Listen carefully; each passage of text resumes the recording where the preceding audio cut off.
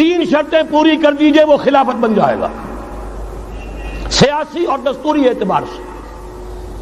Number 1 حاکمیت اللہ کی، اور اللہ کا شکر ہے یہ ہم کر چکے ہیں۔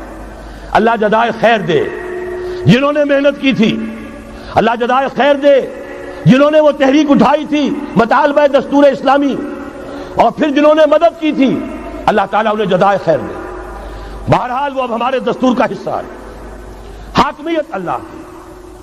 البتہ اگلا قدم ہم آج تک نہیں اٹھا سکے، اس حاکمیت کا ظہور کیسے ہوگا؟ آپ کے دستور میں یہ طے کر دیا جائے کتاب و سنت ہر شے سے بالا تر ہے، دستور سے بھی بالا، عدالتی قوانین سے بالا، پارلیمنٹ سے بالا، سینٹ سے بالا، صدر سے بالا، سپریم کورٹ سے بالا، ہائی کورٹ سے بالا، ہر شے سے بالا کتاب و سنت۔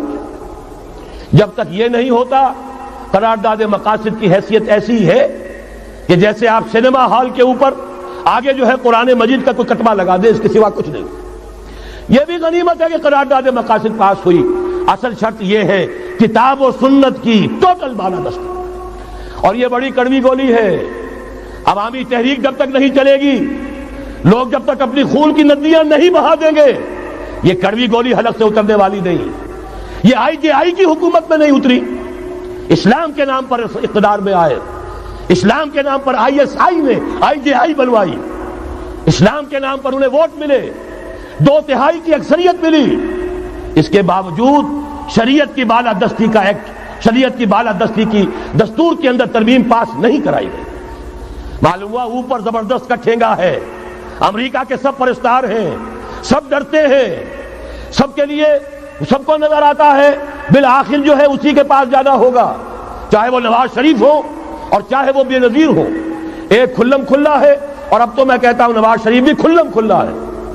آج کے اس دور میں انہوں نے اسلام کا نام کبھی نہیں لیا، اس سے تو بالکل تائب، بس صرف فرق یہ رہ گیا ہے بے نظیر کھلم کھلا بھی مذاق اڑا لیتی ہے اسلامی صداؤں کا، اسلامی قوانین کا، یہ اس پر ذرا خاموش ہے۔ لیکن یہ کہ اپنی تحریک میں ہمارے بہت سے جو سیاسی قائدین ہیں مسلمانوں کے، کتنے بیانات آپ نے پڑھے ہوں گے، ذرا اسلام کا نام لے دیں ہم ساتھ ہو جائیں گے۔ مولانا سمیع الحق صاحب کا بیان آیا، ذرا اسلام کی بات کرے تو ہمارے اور بہت سے علماء اور ہمارے طارق صاحب جو ہیں انہوں نے بھی کہا کہ میں ہم ساتھ آ جائیں گے۔ لیکن یہ کہ بڑا پکا ثابت ہوا نواز شریف اسلام کا نام نہیں لیا۔ یہ بات جان لیجئے، یہ اس کے بغیر، قربانی کے بغیر اصل یہی منزل ہے، اصل کٹھن یہی ہے۔ یہ کتاب و سنت کی بالادستی، اس کو قبول کرنا، اختیار کرنا، یہ بغیر عوامی تحریک کے، بغیر قربانیوں کے ممکن نہیں ہوگا۔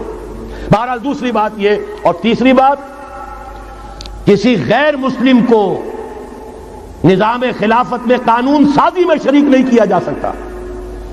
جس قانون کی بنیاد کتاب و سنت، جو نہ کتاب کو مانے نہ سنت کو مانے، اس کا اس ملک کی قانون ساز اسمبلی میں جانے کا مطلب کیا ہے؟ ان کی علیحدہ اسمبلیاں ہوں، ان کے جو حقوق ہیں مائنورٹیز کی حیثیت سے ان کی گارنٹی دی جائے، ان کی جان، مال، عزت، آبرو کا پورا تحفظ، ان کی پوری مذہبی آزادی، ان کی عبادت گاہوں کی پوری ضمانت، ان کی حفاظت کی، ان کا پرسنل لا ہو، سب کچھ ہوگا۔ قانون سازی میں غیر مسلم شریک نہیں ہو سکتا، نظام خلافت کی اعلیٰ ترین سطح کی پالیسی بنانے میں غیر مسلم شریک نہیں ہو سکتا۔ یہ معاملات ہمیں، یہ کڑوی گولیاں ہیں، لیکن صرف 3 گولیاں ہضم کر لیجئے، یہ نظام خلافت کا نظام بن جائے گا۔ البتہ چوتھی بات اور عرض کر دوں، وہ کہتا ہوں بہتر ہے کہ اس پارلیمانی نظام کی لعنت جو انگریزوں کی وراثت کے طور پر ہمیں ملی ہے، اسے چھوڑ کر صدارتی نظام اختیار کیا جائے۔ وہ صدارتی نظام جو نظام خلافت سے قریب تر ہے، انہوں نے ہم سے لیا ہے۔ اقبال نے کہا ہے، ہر کجا بینی جہان رنگ و بو، زاں کے از خاکش برو یا دارزو، یا نور مصطفیٰ اورا بہاش، یا ہنوز اندر تلاش مصطفیٰ۔ اگر کوئی اچھائی ان کے پاس ہے، وہ نور مصطفیٰ سے مانگی ہوئی ہے۔ یہ خلافت کے نظام کا چربا ہے۔ ایک شخص کو منتخب کرو، اب اسے اختیار دو، اس کے ہاتھ کھلے رکھو، اسے کام کرنے دو۔ ہاں، امپیچمنٹ کا نظام ہو، غلط ہو تو اسے سیدھا کرنے کا نظام ہو۔ اس کے لیے آپ امپیچمنٹ کا نظام آج کی جو امریکہ کی حکومت ہے اس میں بھی ہے، اور کیسا ہے کہ ذرا سا اندیشہ ہوا تھا اور نکسن صاحب جو بھاگ کھڑے ہوئے تھے۔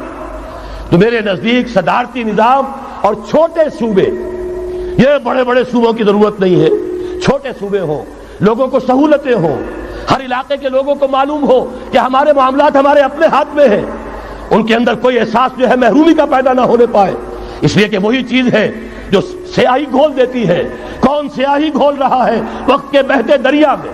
یہ ساری سیاہیاں جو سندھ میں گھل رہی ہیں، بلوچستان میں گھل رہی ہیں، سرائکی کے علاقے میں گھل رہی ہیں، ان سب کا علاج ہے چھوٹے صوبے بناؤ، لیکن یہ چیزیں خلافت کی شرائط میں سے نہیں ہیں۔ بہتر بات ہے، دنیاوی اعتبار سے بہتر بات ہے، انتظامی اعتبار سے بہتر بات ہے، باقی اصل شرائط تین: اللہ کی حاکمیت کا اقرار جو قرارداد مقاصد میں بالفعل ہے، کتاب و سنت کی ٹوٹل بالادستی، سپریم کورٹ کو اختیار دیجئے، وہاں جا کر کوئی بھی شہری پاکستان کا کوئی بھی عالم دین اگر ثابت کر دے فلاں قانون، فلاں ہدایت، فلاں انسٹرکشن، فلاں کوئی حکم جو دیا گیا ہے کتاب و سنت کے منافی ہے، فوراً کل عدم ہوگا۔ اور تیسری بات، غیر مسلم پروٹیکٹڈ مائنورٹی ہوں گے، ان کی جان مال عزت آبرو کی حفاظت ہوگی، لیکن یہ کہ وہ برابر کے قانون سازی کے حق میں شریک نہیں ہو سکتے، اس لیے کہ یہاں کتاب و سنت منبع ہے قانون کا جس کو وہ تسلیم نہیں کرتے۔ اسی طرح یہ معاشی نظام، موجودہ سرمایہ دارانہ نظام، بہت بڑی لعنت، بہت بڑی لعنت، بہت بڑی لعنت۔ لیکن جیسے آپ کو معلوم ہے، آج ہی ابو جہل کہہ دے لا الہ الا اللہ محمد الرسول اللہ، مسلمان بن جاتا؟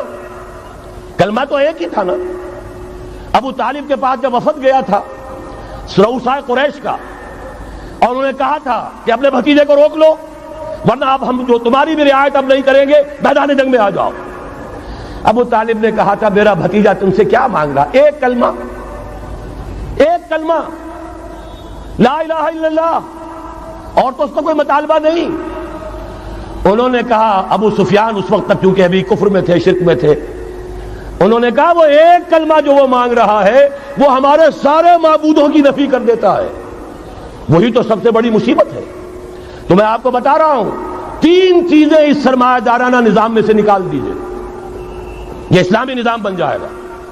تفصیل میں جانے کا موقع نہیں ہے، میں فارمولہ دے رہا ہوں۔ تفصیل میں نے عرض کیا، میرے کیسٹ سے کتابیں ہیں، وہ خطبات خلافت اب کتابی شکل میں بھی آ جائیں گے، انگریزی میں ویڈیو کیسٹ ہے، اردو میں ہے، بڑے بڑے شہروں میں خطبات دے چکا ہوں، مواد موجود ہے، لیکن اس پر فارمولہ بتا رہا ہوں۔ تین چیزیں نکال دیجئے۔ نمبر ایک، سود نکال دیجئے، اس میں بھی اللہ کے فضل و کرم سے پیش رفت ہمارے ہاں ہوئی۔ فیڈرل شریعت کورٹ نے فتویٰ دیا اور اتنا زبردست ججمنٹ لکھا ہے، پوری دنیا کے لیے رہنمائی کا ذریعہ بن جائے گا۔ یہی وجہ ہے کہ مجھے معلوم ہوا ہے موجودہ حکومت نے اس کی اشاعت روک دی ہے، باہر کے ممالک سے ڈیمانڈ۔ میں جب انگلستان میں تھا ابھی 2 مہینے قبل، وہاں کچھ لوگوں کے سامنے تذکرہ کیا، انہوں نے کہا ہمیں منگا کے دیجئے، بنگلہ دیش کے مسلمان تھے، ہمیں منگا کے دیجئے۔ میں نے یہاں لکھا، معلوم ہوا کہ نہیں، وہ مل ہی نہیں رہا، بلکہ کہہ دیا گیا اسے مت چھاپو، اس کی اشاعت بند ہو، اس لیے کہ وہ کلمہ خیر کہیں پھیل نہ جائے۔ یہودی کا اگر علاج ہے، جیسے آپ نے سنا تھا بچپن میں کہانیاں، دیو کی جان ایک طوطے کی گردن میں ہے، طوطے کی گردن مروڑ دو گے دیو مر جائے گا۔ یہودی کی جان سود میں ہے۔ یہ سارا ہتھ کنڈا اس کا جو ہے، جو ورلڈ ڈومینیشن یہودی چاہ رہا ہے، وہ مالیاتی نوعیت کی ہے، وہ اپنی حکومت قائم نہیں کرنا چاہتا۔ حکومت کے تو بڑے کھکھیڑ ہوتے ہیں، بڑی ذمہ داریاں ہوتی ہیں، لوگوں کی تنقیدیں سننی پڑتی ہیں، بھوکے بھیڑیے کبھی ٹوٹ پڑتے ہیں، لہذا ان کو چھوڑو، حکومت وہ خود کریں۔ ہاں وہ محنت کرے حیوانوں کی طرح، ملائی ہمارے پاس آتی چلی جائے، زندہ رہنے کی حد تک تو ان کو دیں گے، جیسے تانگے والا گھوڑے کو بھی آخر دانا تو ڈالتا ہے کہ اگلے دن پھر اسے جوتنا ہے تانگے کے اندر، لیکن اصل کمائی تو اس کی ہے جو ہو رہی ہے۔ صرف یہ مالیاتی نظام اور اس کا ایک ہی لفظ کے اندر توڑ ہے، سود ختم اور یہود کی گویا کہ جان نکل جائے گی۔ یہی وجہ ہے جیسے ہی فیڈرل شریعت کورٹ کا فیصلہ آیا تھا، وہ جو کوئی چیزیں پائپ کے اندر